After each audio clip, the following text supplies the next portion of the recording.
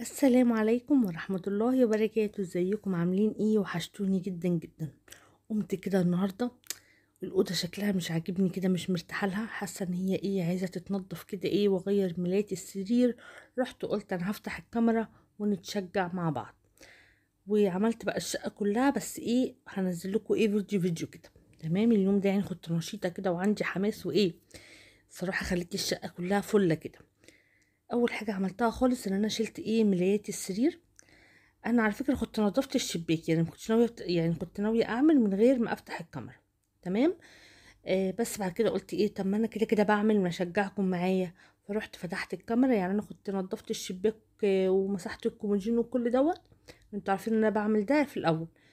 بعد كده قلت ايه، لا انا هفتح الكاميرا واشجعكم كده، خليكم ايه تعملوا معايا كده ايه، تتنشطوا. عارفه ان انتوا كلكم ايه، سقعانين كده وقاعدين تحت الغطا ومتدفيين. قلت لا، انا لازم افتح الكاميرا واشجعكم معايا زي ما انتم شايفين. هعمل بقى السراير وارجع لكم تاني، عشان طبعا الواحد بيوطي وبيعمل. قلت ايه، لا من السراير وبعد كده ارجع لكم تاني.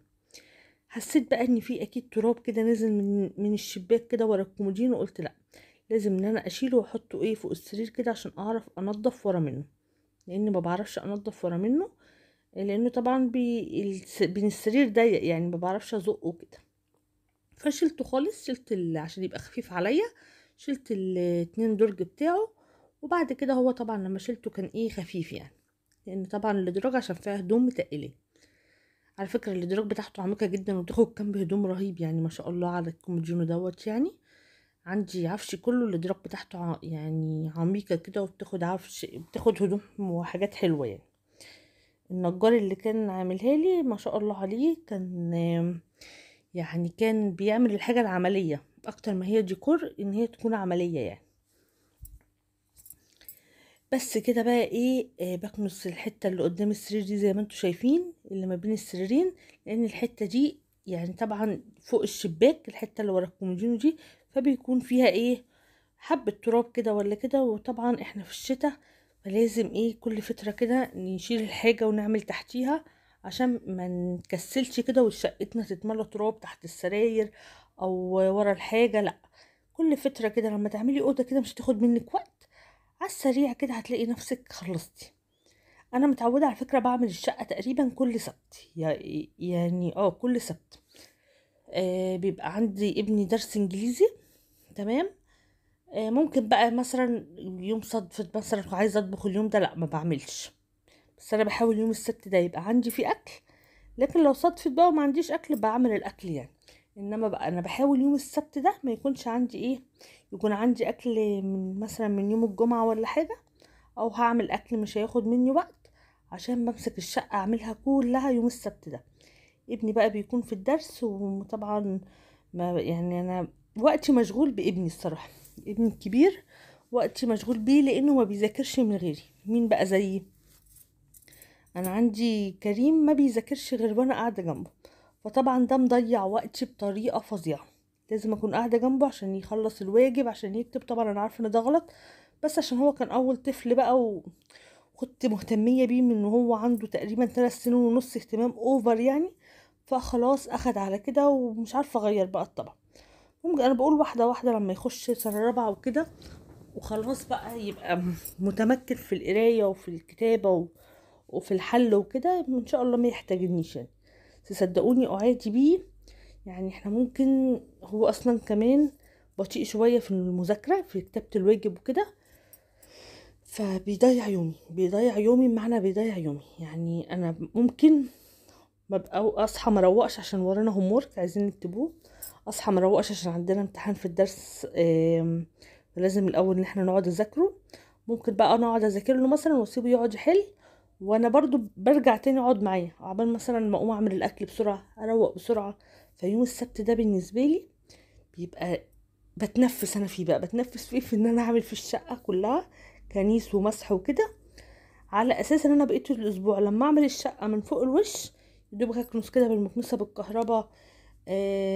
لقيت حبه تراب على العفش امسحه، ما يكونش ايه ضغط عليا مع المذاكره وكده. عايزه اقول لكم والله احنا هو لحد دلوقتي لسه شغالين دروس. مش عارفه بقى لما الفيديو هينزل لكم هنكون لسه شغالين، بس لا ان شاء الله هنزله لكم بكره يعني. لسه لحد الان شغالين دروس، ف مش عارفه هناخد الاجازه امتى، ويا دوبك يعني يتهيألي اسبوع ولا اسبوعين والترم التاني هيبتدي كمان. بس لسه بقى الامتحانات ربنا معاه ايه، يعني كل ده ابني لسه ما بيمتحنش، ده ابني في ثالثه ابتدائي. بس بقى الدروس، فانا يعني عاجبني الدروس في كده، ان هما بيمتحنوا امتحانات اخر سنه ونص سنه والكلام دوت، معوديهم على كده عشان لما يروحوا سنه رابعه ما يتصدموش بقى من الامتحانات. هنا زي ما انتم شايفين اللي قعدت الوك معاكم كده، ونسيت اقول لكم انا بعمل ايه طبعا، بس انتوا شايفين يعني. شلت بقى ما بين السرير ورجعت الكومودينو، وهنا بكنس الارض، ومسحت بقى كل العفش زي ما انتوا برضو ما شفتوا. وبعد كده بس كده بقى يا حبايبي، وزي ما قلت لكم هبتني بقى السجاده دي، مش هشيلها الصراحه من تحت المكتب، لقيتها مش مستاهله يعني، ان الصراحه وانا بعمل الاوضه لقيتها نضيفه، لان احنا ما بنقعدش فيها يعني. الكمبيوتر زي ما قلت لكم بايظ، فبوظان الكمبيوتر ده محافظ على الاوضه دي الصراحه. الاوضه دي كانت بتبقى اكتر اوضه متبهدله. دلوقتي بقى العيال بيبقوا قاعدين قدام التلفزيون، يا اما بنذاكر، كل ده بيكون فين؟ في اوضه الركنه. هي بقى بتبقى اكتر اوضه الصراحه بتكون بشعه، بشعه بمعنى الكلمه. لازم يعني يوميا كده تتكنس وتتعمل، لان بقى بنبقى في اكل وشرب ومذاكره ولعب وكل حاجه في الاوضه دي.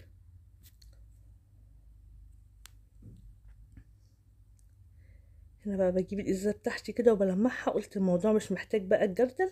انا بستعمل الموب دي، وبستعمل برضو الموب بتاعت الجردل يعني. لما بلاقي الدنيا مستاهله بمسح بتاعت ايه، الجردل. طبعا اسفل الازاز اترفع، انا لابسه طبعا ترنج الشتوي بتاعي تحت الازاز لان الجو ساقع جدا.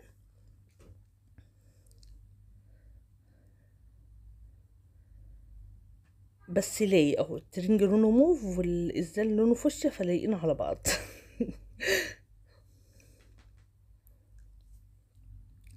بس بقى كده خلاص الأوضة بتاعتي، بحط بقى الكيسة مكانها كده عشان كنت بمسح تحتيها. مسحت الكيسة ومسحت المكتب ومسحت ترابيزة التلفزيون القديم ده وكومودينو وكل حاجة، وبرجع بقى كل حاجة مكانها. كرسي المكتب كان على السرير بنزله، العجلة بنزلها. بس كده كده خلاص خلصت الأوضة معايا. شايفين ما خدتش وقت معايا خالص والله العظيم بجد، لدرجة ان انا بقى قلت لا انا هكمل بقية الشقة. بس كده بقى، ما تنسونيش تحطوا لايك وتعملوا شير وتعملوا سبسكرايب، واقول لكم السلام عليكم ورحمة الله وبركاته.